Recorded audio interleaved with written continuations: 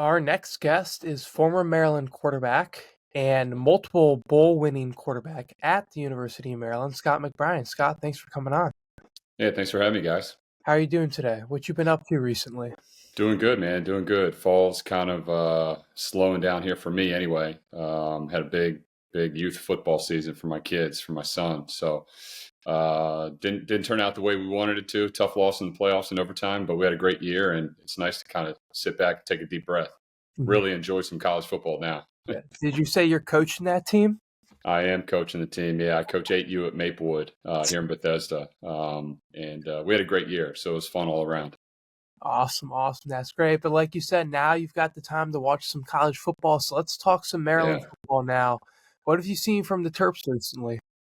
Recently, a lot of ugly recently. Obviously early on it started great. With those few wins early on in the season. But you get into league play, and like I said the other day, league play, man, there's no cupcake in the Big Ten. There's just not. I don't care how good, how bad your record is. There's never a cupcake, and it's a battle every single week. Winning is hard at that level. It really is, and it's got to start from the training staff to the chefs in the kitchen to obviously all the way up to the head coach. And it's not an easy job. And obviously the Terps have struggled lately winning games. But there's good pieces and there's not so good pieces, right? And it's a matter of trying to figure out a way to finish strong and figuring out a way to come out on top here at the end of the season. One thing that we obviously saw happen is after the Washington game, after the second half kind of collapsed, the team really hasn't looked the same. What do you think kind of leads to some of that unraveling? Yeah, that's a good question. I mean, I don't know. Every locker room's different, guys. Obviously I'm not behind the closed doors. I don't know kind of what's going on inside those locker rooms, inside the meeting rooms. Obviously, when you have a heartbreaking loss like that, right, you were so close. I mean, what a lot of people don't realize is Maryland's like 5 total minutes away from being 7-0. Like, think about it, right? If you don't let those fourth quarter leads slip, right, you're having a really good season. And it was kind of that gray line of you could have gone either way. And I think Maryland's right now struggling, trying to find what their identity is in November, right? Trying to figure out which direction to head here. They've only won a handful of games, but they've been really close to winning a lot of football games. And as you can see, like, Maryland's got the talent. I mean, Terps have got the dudes on the field. It's just about finding a way to come together as a team and pushing through and getting those W's, especially in the fourth quarter. And I don't know where that comes from, right? I mean, a lot of good players, a lot of players have done some really solid things, and we've seen it this year, but it just hasn't been consistent, right? But I think a dagger loss like that Washington loss, right? The locker room kind of starts to lose a little bit of confidence, right? You go into the next week and you lose, same situation, right? And it just kind of snowballs from there. And now you're at the point where, I mean, shoot, do we even want to go to a bowl game, right?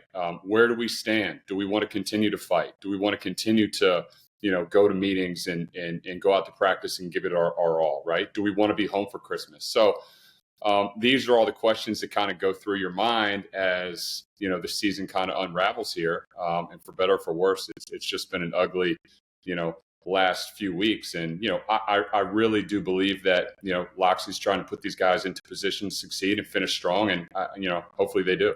Before we get back to the show, a quick word from our sponsor. The Catalyst to the Game is brought to you by Catalyst Hot Dogs. Catalyst brought the Jersey Dog to the DMV, featuring premium dry-aged Black Angus all-beef hot dogs made in Maryland, served with handmade toppings including hot onions, relish, and their signature chili sauce. And don't miss their original garlic knot dogs. Those sound pretty good. Catalyst always offers vegan dogs as well as gluten-free buns because Catalyst has food for everyone.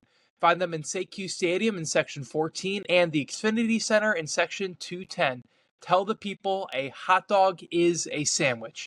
Obviously, one of the big storylines heading into this year was the quarterback, Malik Washington. And what we've seen from him so far, I think it's been a little bit of a mixed bag. I think the past 2 weeks, we've seen some of that freshman quarterback come out from him where maybe early on in the year and some of those early conference losses, he looked a lot better. And what have you seen from Malik so far?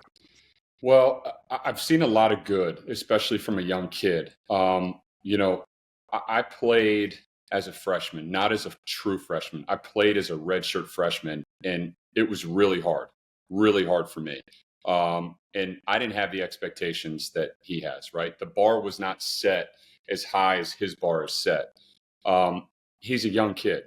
He's played at a high level for a long time, right? And he gets thrown into the fire. And we've seen the kind of player that he can be. We've seen the kind of throws that he can make, and he's made them. Is he consistent? No, but he's a freshman, right? And he's playing in a big time conference, right? He's not playing JUCO ball by any means. He's playing on national television against big time football powerhouses, and he's executing, right? Is he executing at the level that we all want him to execute? No. Sometimes he is, yeah, for sure. But I think we got to cut the kid some slack. He's only going to get better, and I've seen him get better through the weeks. Are we winning football games? No, we're not. But I see him I see him making some really good decisions and really good throws. Are there mistakes? Yeah, of course there are. But he's only been in College Park for a few months, right? So I think we have to cut him some slack there. I'm excited with kind of where he's going, right? That trajectory is straight up.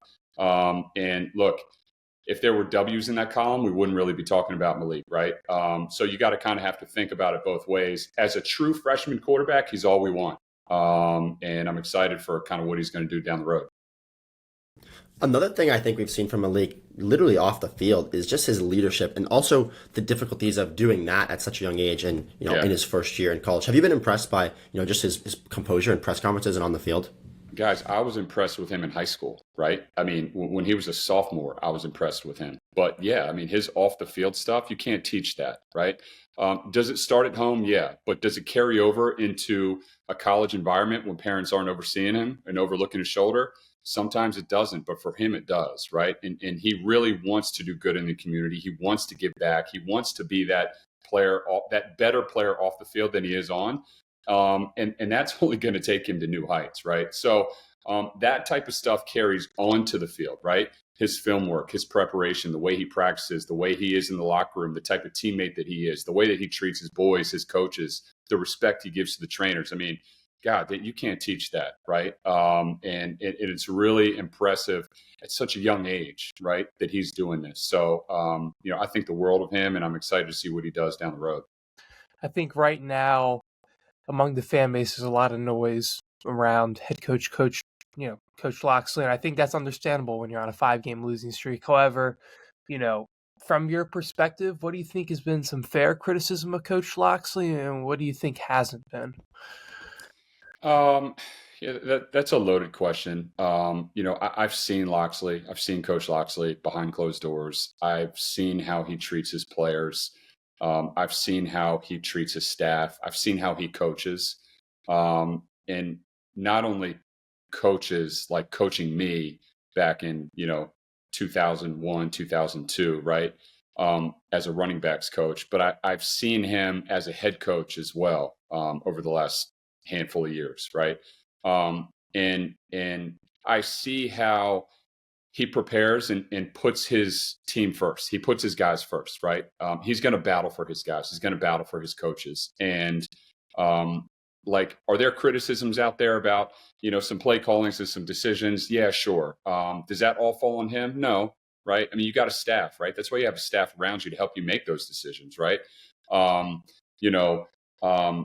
he's won a national title, right? He's called an offense. He's won at the highest level, and there's no reason that he can't do that here at Maryland, right?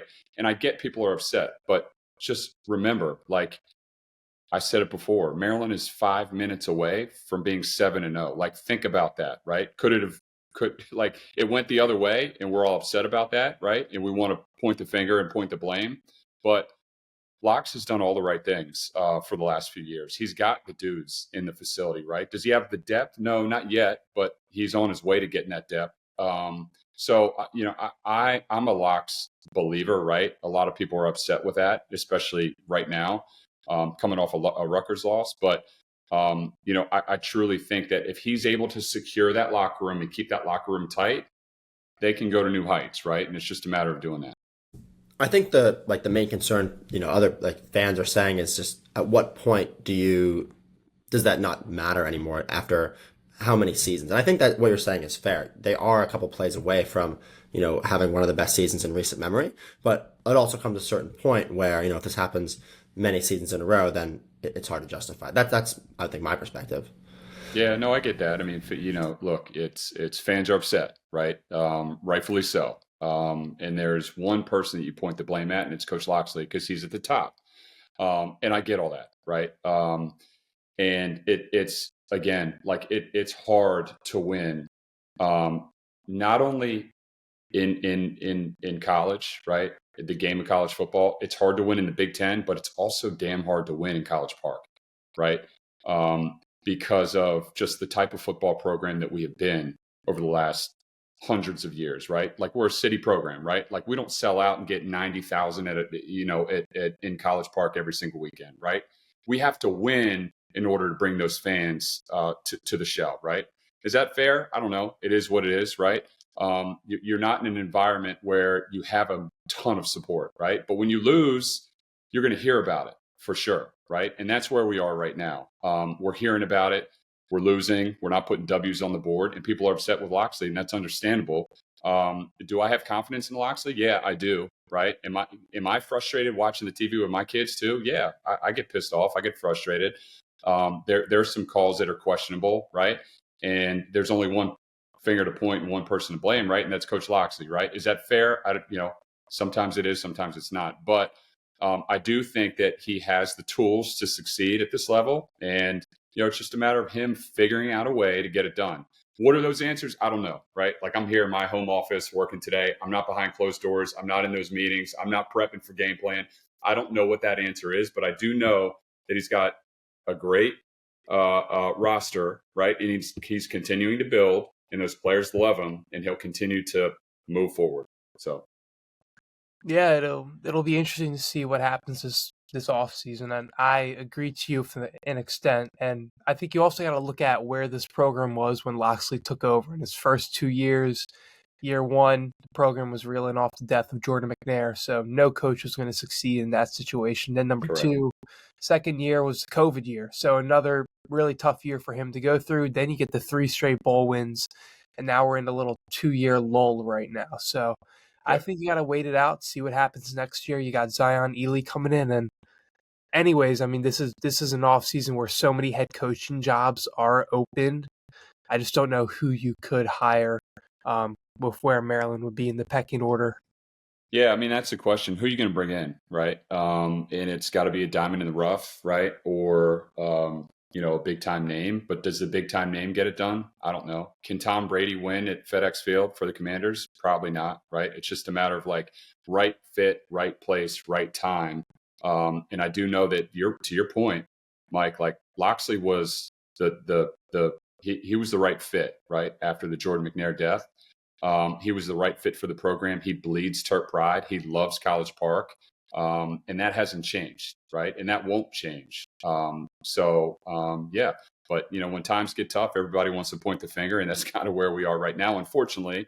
But, look, we've got a few games remaining, right? If you can find out a way to win a few of those games, right?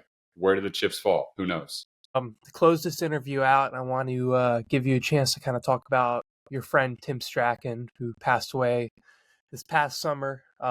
If listeners don't know, he was a former DeMatha quarterback, top 5 in the country heading into his senior year, and was paralyzed in a diving accident a week before his senior season began. He went on to go to the University of Maryland and joined the broadcasting team with Johnny and Scott and called Terps games with them. So, Scott, just kind of what do you want to be remembered about Tim? Yeah, thank you for that, Mike. Yeah, Tim was somebody that I looked up to for a long time. And when I say a long time, we used to vacation with the Strachans, Bethany Beach. And when I was a little guy, I would look up to him on the beach, right? His size, the way he threw the football, the way he ran. I followed his high school career. I went to DeMatha games, and I wanted to go to DeMatha because of Tim Strachan, right? It didn't work out for me early on because of just my size and kind of where I lived. And I didn't think I had the talent to compete at that high level like Tim Strachan did, right? It took a win my sophomore year to beat DeMatha to be like, shoot, you know what? I probably could have followed his footsteps. And that gave me the confidence to transfer to DeMatha. And I really wanted to be a Stag because of Tim Strachan. And I was so close to him growing up as a little kid to really follow him in his high school, in his career at Maryland, and then having him call my games when I was a Terp. That was special to me. Our bond just only got tighter. And then after I stopped playing professional football, then I joined him in the booth.